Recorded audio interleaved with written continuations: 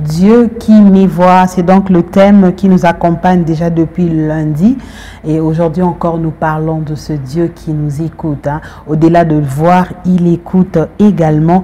Et ce matin, le pasteur Raymond vient marteler le Dieu qui nous voit, nous écoute également. Ata Elroy était là avec Agar. Et c'est une dimension qui m'a fait du bien. Parce qu'on peut voir sans écouter. Parce que ça, c'est possible, c'est possible. Il y a de gens qui voient, mais qui sont peut-être, qui n'entendent pas. Mais Dieu, non seulement il voit, il écoute aussi. Parce que par moments, l'ennemi peut nous faire comprendre les contraires de ce que nous pensons. Il a donné son propre exemple qui a prié pour son fils pendant 18 ans. En même temps, j'ai vu la persévérance, je me suis dit, mais c'est quoi cette façon de prier? Et le résultat, alors qu'on parlait de résultats déjà dans la pensée, il y a un temps pour le résultat, mais 18 ans, c'est une église qui a grandi, qui a mûri. Déjà que nous-mêmes, on n'a même pas encore 18 ans. Mais si tu dois prendre un cas pour 18 ans, et ce matin, on voit cette façon de Dieu, il agit en son temps. Il agit en son temps. Oui, Dieu a son temps. Et des fois, on ne peut pas le forcer. Quand il a fixé le temps, c'est ce temps-là qui va manifester sa gloire et sa grandeur. Quant à nous, c'est de croire. Il faut persévérer dans notre foi. Comme je le disais hier, il faut être ferme dans la foi. Un homme de foi n'est pas changeant. Il n'est pas quelqu'un qui dit une chose après, le lendemain, il change encore. Non. Sinon, si tu changes comme ça, tu détruis même ta sémence.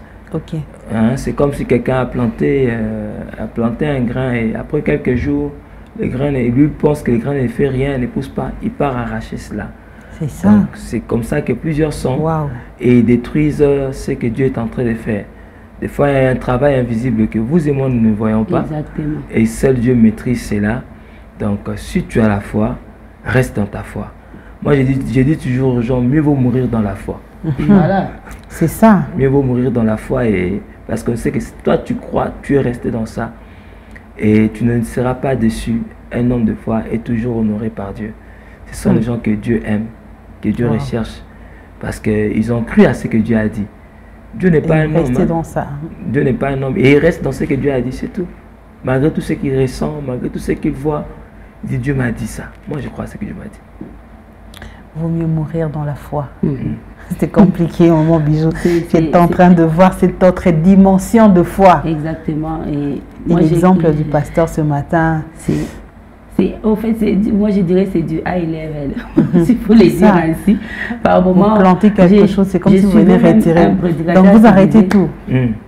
Vous savez, quand on lit la Bible, quand on lit l'histoire de Sarah, je ne sais pas, l'histoire d'Anne, toutes ces personnes-là, Jacob, ces hommes qui ont opéré dans la foi. C'est vrai que nous sommes en train de passer les pages 32, 33 et tout et tout. Mais est-ce qu'il nous est arrivé de nous arrêter et de réfléchir à la durée, au temps que ça a pris à ces hommes-là, le temps que ça a pris à David pour devenir roi? Est-ce qu'on s'est déjà arrêté sur ça? C'est ça, moi je peux vrai que je peux prendre le livre de 1 Samuel, 2 Samuel, je me concentre le même jour, na comprendre l'histoire à David. Mais est-ce que vous êtes arrivé de réaliser les temps que ça a pris pour que David devienne roi? Est-ce que vous réalisez les temps que ça a pris à Joseph? Il laisse ses frères, son père, à l'âge de 17 ans, je crois. Et il va en Égypte. Tous ces temps-là. Tous ces temps. C'est pourquoi le pasteur il n'y a pas de nouvelles, il ne sait même pas s'ils sont vivants, s'ils sont morts. Mourir dans la foi. À cette époque, il n'y avait ni téléphone, ni lettre, ni télégramme, ni rien. Donc, il est parti. Au fait, il s'est retrouvé sur une terre où il n'avait aucune nouvelle de son père. Donc, pendant des années, il ne savait pas si son père était en vie ou bien il était mort, ni ses frères. Donc, toute sa famille, il était seul. Les temps que ça a pris. C'est pourquoi ce matin, je vais dire à quelqu'un, prie jusqu'à ce que tu voies la pluie. Waouh. Prie jusqu'à ce que tu voies la pluie. Et ce que j'aime particulièrement avec ce serviteur-là qui a prié, c'est Élie jusqu'à ce qu'il ait vu la pluie. Il a envoyé quelqu'un. Ce n'est pas lui qui s'est levé pour dire, moi-même je me lève, je vais aller vérifier. À partir de là, je vais prier. Lui, il est resté dans la prière. jusqu'à ce qu'on lui dise. Dans une position d'enfantement. Voilà. Je viens de voir, je vois une poignée. Il a dit c'est ça. Mais lui, il est resté. On va dire au roi, quelle foi. Il est resté dans une position d'enfantement, une position qui fait mal au corps. Mais il n'a pas bougé jusqu'à ce qu'on lui dise qu'on a vu une poignée. Est-ce que nous, on fait ça? Comment tu peux arrêter de prier tant que tu n'as pas encore vu la pluie? Comment tu peux arrêter de prier tant que tu n'as pas encore vu les feux descendre du ciel? Je vois une maman en train de ramasser toutes les prières qu'elle a mises au repos ce matin. Disons, je rentre dessus. Waouh! Rentre dessus jusqu'à ce que tu vois la pluie. Jusqu'à ce que tu entendes quelqu'un venir te dire, Maman Bijou, la personne pour laquelle tu as prié pendant 20 ans, on frappe à ta porte. Tu es dans ta chambre, tu pries, on frappe à la porte. Elle est guérie. Elle est guérie. Elle est en train de marcher. Wow. C'est ça la prière. Le goût de la prière. Moi, j'aime dire toujours aux gens, le goût de la prière, c'est quand on voit les résultats. Tu t'accroches encore. Tu t'accroches encore. Et les résultats ne dépendent pas de nous. J'aime cette audace de la foi, pasteur. Ça m'a fait du bien. En tout cas, l'exemple de la planter, ça m'a fait du bien. Parce que c'est ça, au fait. Vous plantez une graine, vous êtes tellement impatiente que le lendemain, vous déterrez. Donc, vous arrêtez tout, au fait. Vous arrêtez tout le processus. C'est compliqué. Vous ne donnez même pas la chance, si je peux le dire ainsi, à la plante de pousser. Vous avez tout fait, vous avez mis les engrais et tout. Et puis après, 2 jours après, j'enlève carrément, ça n'a pas poussé. C'est compliqué. En fait, les problèmes de l'homme ne voit pas ce qui se passe dans l'esprit. C'est là les grands problèmes. Nous sommes tellement liés à ce corps, nous pensons que la vie se limite par ce que nous voyons, par ce que nous ressentons. Mais au-delà du monde physique, il y a aussi un monde spirituel. Et dans le monde spirituel, les choses sont déjà arrivées, les choses sont déjà passées. Mais si l'homme de foi vit en fonction de ce qu'il voit dans l'esprit. Amen. Parce que Christ a dit que tout est accompli. Bon, pourquoi toi tu vas continuer à t'inquiéter? C'est ça. Ce que tu dois faire, c'est t'accrocher à ce que Jésus a dit, à ce qu'il a fait pour toi. Tu t'accroches à ça et tu commences à vivre en fonction de cela. Voilà. Il y a un homme de Dieu qui a dit, nous avons plus à louer qu'à se plaindre. Donc, si on regarde ce que Christ a fait pour nous, on sera des hommes et des femmes qui se mettront à louer Dieu, à louer Dieu, à louer Dieu, parce que il a déjà réalisé cela. Et toutes les promesses sont déjà accomplies dans le Seigneur Jésus-Christ. Et si nous comprenons cela, nous allons plus louer Dieu que de nous plaindre, de prier. Et je crois que moi, bon, ça c'est ma conception, la prière doit être plus un temps de communion avec Dieu. Et quand on communie avec Dieu, on est en contact avec Dieu, on va plus louer, on va plus adorer. C'est ça, on ne va pas se plaindre. On ne va pas trop se plaindre, on ne va pas trop pleurer. C'est le plus important d'être là avec lui. D'être avec Dieu, parce qu'on l'aime. Comme avec ton époux, ton épouse. Vous ne voulez pas que les choses négatives, les ondes négatives, surtout les fiancés, hein, vous voulez vraiment profiter du temps que vous passez ensemble. Oui, c'est ça. Comme tu l'as dit là, les fiancés, quand ils sont des fois au téléphone, c'est compliqué. Ils peuvent passer toute une nuit au téléphone. Allô là, allô. C'est compliqué et vous ne vous rendez pas compte. Prier toute une nuit, quels sont les bénéfices? Adorer toute une nuit, tu ne sais pas ce qui va arriver par après. Waouh. En tout cas, il y a beaucoup de choses qui vont arriver. Comme je le disais au début de cette émission, à force de rester avec lui, de le contempler, petit à petit, on devient comme lui. Petit à petit. Wow. On est transformé, on est changé. Je pense que le fait d'être transformé, changé, on devient comme lui. On va arriver à cette dimension que le pasteur venait de dire ici. On ne se plaint plus. On loue. On loue. Parce qu'on a découvert une autre dimension de lui qui est plus forte que les difficultés que nous sommes en train de traverser. On sait que tout est déjà accompli. Exactement. On a découvert une autre dimension de sa grandeur. En tout cas, quand on regarde les problèmes que nous avons, ça semble minime devant lui. Alors je l'adore tout simplement. Je suis en train de... Je vous rejoins dans cette pensée, mais il y a quelque chose qui m'inquiète, pasteur. Est-ce que ce n'est pas un go pour quelqu'un qui nous regarde ce matin, qui dira, bon, maman Bijou, pasteur Bijou, et plutôt, voilà, ça va être prophétique, hein, pasteur Junior. Déjà que je du pasteur. Voilà. Est en train de nous dire ce matin de tout oublier. Christ a déjà tout accompli. Nous, notre part, c'est simplement de louer. Et cette personne est en train de devenir fainéant. Il ne va rien faire. Parce qu'il a dit que ce matin on a dit, il faut simplement louer. J'ai pas de fort à faire, tout est accompli. Cette personne est en train de prendre ça de cette façon-là. Je le vois en train d'arrêter tout ce qu'il est en train de faire parce qu'il doit louer et il ne fera plus rien. Est-ce qu'on va le comprendre de cette façon-là? Non, je ne pense pas que c'est comme ça, non. Celui qui loue, comme je le disais hier, qui adore Dieu, il crée l'atmosphère dans laquelle Dieu descendra et Dieu va commencer à vivre. Et quand Dieu descend, Dieu commence à t'instruire. Il va te dire, pour ton problème, là, prie comme ceci. Voilà. Prie comme cela. Voilà, c'est comme ça. Donc, Dieu va commencer à t'instruire.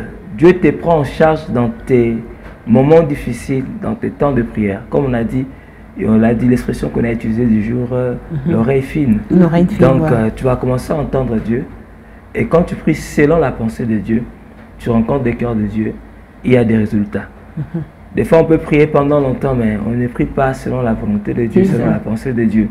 Mais quand on est en communion avec Dieu, pour ses amis, Dieu ouvre les cœurs. Hein? C'est comme Abraham, Dieu l'a fait connaître. Ces choses à mon Dieu ami. ne peut rien cacher à ses amis. Donc, les amis de Dieu, ce sont ceux qui ont appris à les louer, qui ont appris à l'adorer. Et j'ai fait un constat aussi, des fois j'ai prié avec certaines personnes, vous voulez prier et l'adoration c'est 5 minutes. 5 minutes de louange directement, allez, requête brisée comme maman Bijou l'a dit, tout ça. Et vous sentez que la personne a du mal à nouer d'abord cette communion, cette connexion avec l'Éternel. Et là aussi, c'est un problème de plusieurs chrétiens. En tout cas, je veux soutenir vos propos parce que alors que vous étiez en train de parler, pasteur, je me rappelle, je crois, il y a 4 ans ou 5 ans en arrière, on devait venir à une réunion de prière, je crois, à la cave. Mais avant, j'ai reçu une mauvaise nouvelle. On venait de m'apprendre que mon neveu avait disparu de la maison. Ça faisait, je crois, 5 jours. Et avec tout ce qui se passe à Kinshasa, les Kuluna à l'époque, ça m'avait beaucoup inquiété. Et je suis entrée dans ma chambre avec l'idée de faire de prières, de déclarations et tout, de briser. C'est en fait ça qui m'a amené dans la chambre. Mais quand je suis arrivée, je sentais dans mon cœur que je devais adorer le Seigneur. Mais je me disais, comment je vais adorer mon neveu? On ne sait même pas où il est. C'est un petit enfant, peut-être qu'on l'a enlevé et tout. J'ai commencé, j'ai suivi la voix du Saint-Esprit, j'ai adoré. Je suis venue à la prière et j'ai exposé le cas. Finalement, à la prière aussi, on a adoré. Je rentre le soir, on me dit qu'il est rentré. Je me dis, oh, Seigneur. Je me suis rendu compte que je n'ai même pas prié pour lui. Je n'ai même pas prié pour lui. Je me suis dit, waouh.